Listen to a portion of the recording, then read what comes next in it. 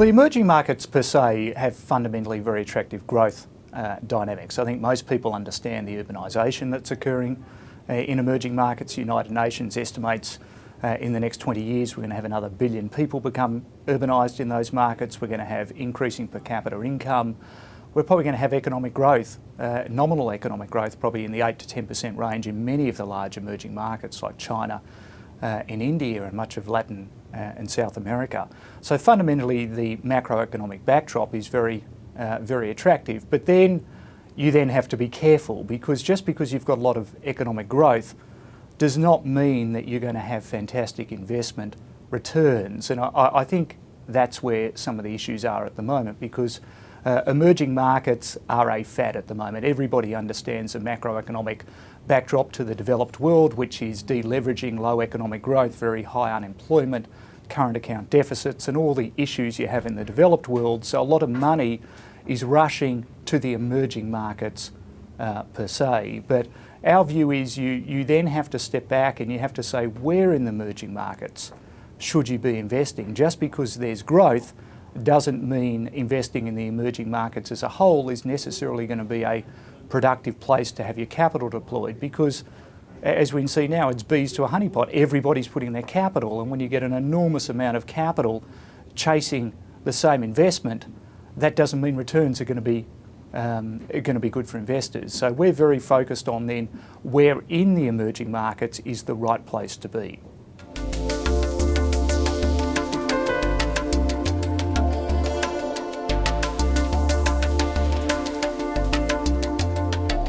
Well, one thing we've spent a lot of time looking at is we've been looking at the multinationals and their exposure to emerging markets. And there are a number of entry points for multinationals. You could be the multinational mining companies like BHP and Rio Tinto. We don't do that at Magellan because we understand Australian investors already have that exposure in their portfolios.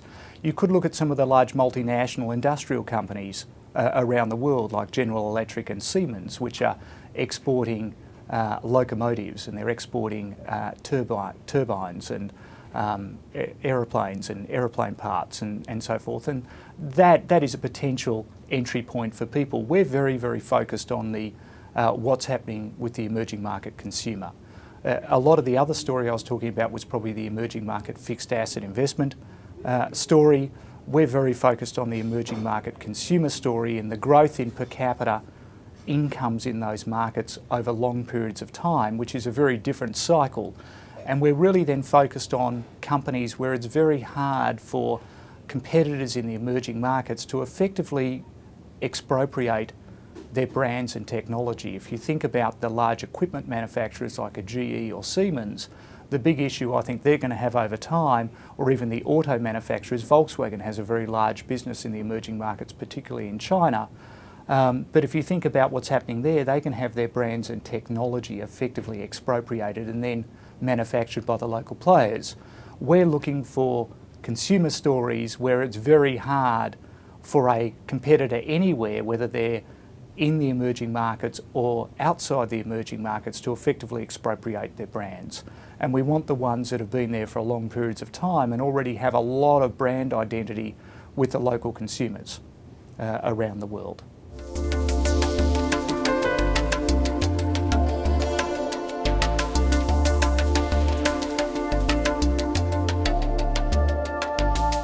Well, we think going after the consumer side of the emerging market growth story with these big multinational consumer names like Coca-Cola and Colgate and Yum Brands and Nestle and Procter & Gamble is incredibly complementary to an Australian investor's investment portfolio. First of all, I would say there is not a single company listed on the Australian Stock Exchange that can give you an investment into the emerging market consumption story.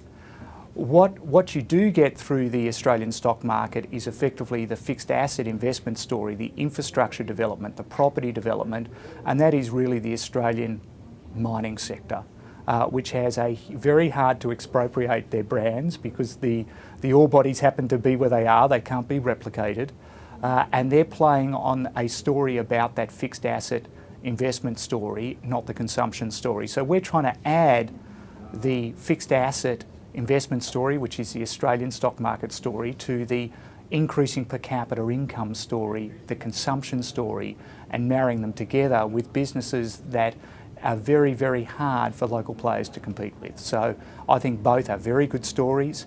They're very different cycle stories, and I think they're very complementary from a diversification point of view. And simply the businesses we're investing in, you cannot get any exposure in the Australian stock market to that particular investment story.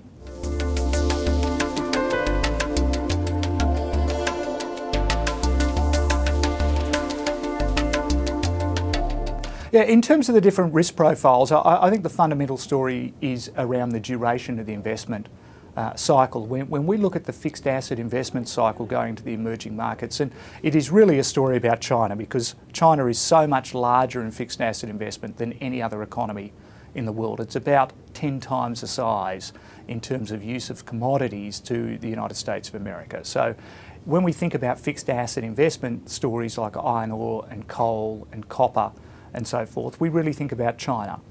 And the big question for that, it's growing incredibly strongly. Last year it grew at 30% per annum. So a very, very high growth rate. The rate of development, if anything, has accelerated in the last 5 to 10 years in China. From our perspective, is ultimately you're going to get to peak commodity intensity in China. It's hard to know exactly when that's going to happen. I think it's going to happen in the next 5 to 10 years. And when that happens, consumption of steel and steel inputs like iron ore and coal will actually peak and then start to decline. So the growth rates look very, very attractive for the next few years, but those growth rates are going to peak out and then actually go negative in those economies, which is, it's a much shorter duration story, a very attractive story at the moment, but shorter duration story. It then moves into other commodity stories like agricultural commodities. Potash, it's very interesting that BHP is buying Potash Corporation, or seeking to buy Potash Corporation. I think a very sensible strategic move. I haven't done the analysis about whether it's correctly priced, but a very sensible strategic view of how the commodity cycle will change in China. Our investment story is a much longer duration story. So it hasn't been growing at 30% per annum. The consumption story is growing at about 15% to 18% per annum in China. So a very attractive growth rate compared to what you can see almost any other investment places in the world. But this story isn't a 5 to 10 year story when it peaks.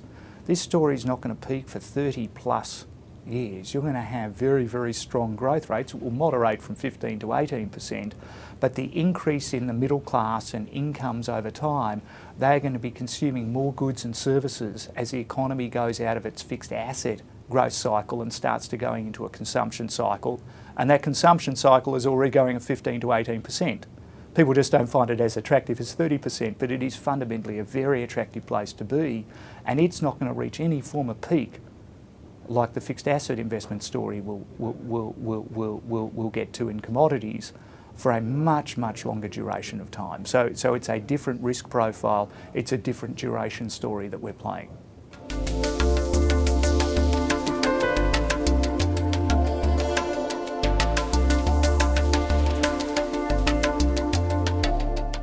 Well, we have about 50% of our investment portfolio exposed to multinational consumer names, non-discretionary consumer names, that have at least 25 to 50% of their revenues currently coming out of the emerging markets. The most extreme example of that, which many of our investors would understand, is Yum Brands, which is KFC, Pizza Hut and Taco Bell around the world, which is about 60% of their revenues come out of the emerging markets. And believe it or not, 40% of their profits currently come out of China. So it's a very China-centric story with about 3,600 restaurants today, with their estimates, the company's estimates, going to 15,000 restaurants by 2030. So you can see a long duration from today, almost a 20-year story, to 15,000 restaurants, and it's very, very centric China story. If I then move down to the next category of companies that are very exposed to the emerging markets, the next category of company would come a company like Coca-Cola. Coca-Cola has 50% of their volumes coming out of the emerging markets. Their third largest market in the world in volume sense is currently China. And Coca-Cola's belief, they consume about 120 million 8-ounce cans a day in China and about 1.6 billion around the world. The medium-term story in Coca-Cola is the Coca-Cola belief on per capita consumption in China. They will end up consuming more cans of Coke products in China than they consume in the world today. So China of itself could become as large as Coca-Cola is today. And then you go to India, that's also in the top 10 countries where per capita consumption is very, very low in India, but actually the dynamics and the population story, which is a much younger population than China, is actually much more suited to their products. So whilst China's so exciting, India is potentially even more exciting for Coca-Cola if you want to take a 20-year view of the size of the market. It's probably much more like the Mexican market, where Mexicans currently consume about 600 Coca-Cola products per year, every single Mexican. And you're consuming at about less than 20 in India at the moment, just to put in context, with a very young population that's very suited particularly to carbonated soft drinks. And it's really a duopoly operating in that market between Pepsi and Coca-Cola. Another company that would be as emerging market centric would be Colgate-Palmolive, which about 50% of their sales are from emerging markets. It's got a very, very large position in Latin and South America, but with Procter & Gamble that we also own, it is the equal market leader in China. It's got 50% of the Indian toothpaste market. Believe it or not, 1 in 2 toothpastes in the world are sold by Colgate. And really there's only 4 manufacturers, and the only global player virtually present in every market in the world is Colgate. So there's only 1 global company in oral care and only 4 competitors globally in oral care, and they happen to lead in 63 of the 65 largest markets in the world. They're the number 1 player. So it is a very, very interesting story, and particularly, as I mentioned earlier in this discussion, there's probably going to be another 1 billion people who become urbanised and enter the emerging middle class in the next 20 years. Maybe 500 million of those will use Colgate products. We kind of find that a very interesting place to be, with very attractive economics. And we have many other businesses.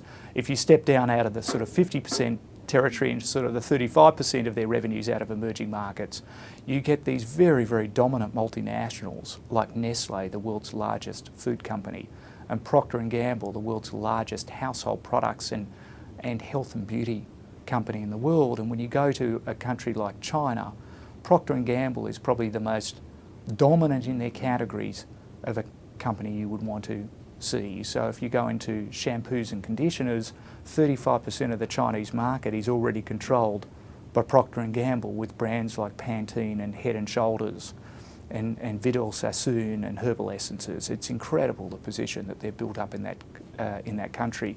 They're the equal market leader in oral care with Colgate, with a brand called Crest, and also their Oral-B franchise. They're the market leaders in China in disposable diapers. When you have a one-child policy, diapers are actually quite an important category in China. In feminine hygiene, in sanitary pads and tampons, the market leader is, again, Procter & Gamble. They're the market leaders in laundry care, a big emerging market in China. And almost wherever you go around the world in those enormous categories, Procter & Gamble in the emerging markets is a leading player. And Nestle is a very, very similar story in food, and of course they own over 30% of L'Oreal, the world's largest beauty products company. So we're really after these companies that have very, very entrenched and leading market positions in nearly every one of these emerging markets. And then we want to play out the per capita income consumption story, and of course because their brands are proprietary, it is very, very difficult for any player anywhere to effectively steal their intellectual property. They can copy it and put it under a different brand, but the brands mean something to consumers. In the emerging markets, for quality and other reasons, they particularly mean things for quality assurance. So we're very confident about the quality of these brands and the per capita income stories for these big multinational consumer names.